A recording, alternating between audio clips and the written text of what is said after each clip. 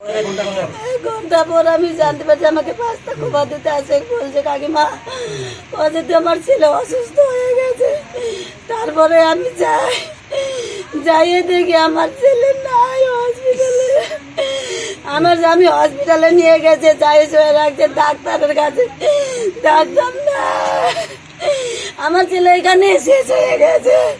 তারপরে আমাদেরকে খবর দিয়েছে ওরা। কারা খবর দিয়েছে? কোন স্কুল থেকে? স্কুল থেকে। তারপরে গার্জেনকে খবর দিয়েছে। কি চাইছে? চাইছি আমার ছেলেকে বলে মারা হয়েছে। ওরা তো আমার চেষ্টা করতো, তাহলে অবশ্যই আমার ছেলে একটু সুস্থ।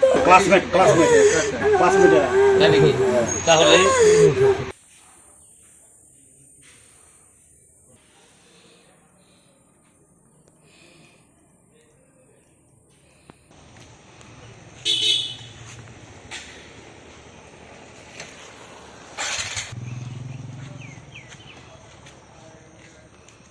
সকালবেলা টিউশনে গিয়েছিল। টিউশনে আসার পর একটু আবার ক্রিকেট প্রেমিক আবার ছেলেটা ক্রিকেটও খেলতে গিয়েছিল।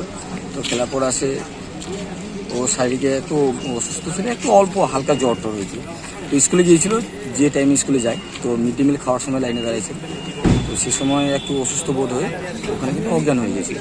তো স্কুল কর্তৃপক্ষ 45 মিনিট ধরে ওর বন্ধুবান্ধবগুলাই জল টল ঢেলেছে, কিন্তু স্কুল কর্তৃপক্ষ শুধু দেখে আছে 45 মিনিট ওদের সময় ছিল, সেই সময়ের মধ্যে যদি সময় মতো ট্রিটমেন্ট করতো তাহলে আমার ভাস্তাটা একটু ভাইটা মানে বেঁচে যেত এরকম। আচ্ছা, কি নাম ছিল ওর? অভিজিৎ সরকার। কিসে পড়তো? ক্লাস 7। কি মনে করছেন স্কুলের গাফিলতির কথা? হ্যাঁ, টোটালি স্কুল কর্তৃপক্ষই দেয়। আপনারা কি কারো নামে অভিযোগ করবেন? না, কারণ আমরা তো থানায় ডায়েরি করেছি। আচ্ছা, আপনি অভিযোগ করেছেন? হ্যাঁ, অভিযোগ করেছি। কি চাইছেন আপনারা? আমরা চাইছি যে কঠোরতর শাস্তি হোক, বিশেষ করে আমাদের প্রধান যে শিক্ষক আছে উনি যেন ট্রান্সফার হয়, এই স্কুল থেকে যেন না থাকে। আজহার আলী এবং তোমাদের ওই যে আমাদের হেড স্যার। আপনার নাম? আমার নাম কৌশিক সরকার। আমাদের ভিডিও ভালো লাগলে লাইক এবং শেয়ার করুন। কমেন্ট সেকশনে গিয়ে জানান আপনাদের মতামত। আরও ভিডিও পেতে আমাদের চ্যানেল সাবস্ক্রাইব করুন এবং প্রতি মুহূর্তে খবরের আপডেট পেতে প্রেস করুন বেল আইকন।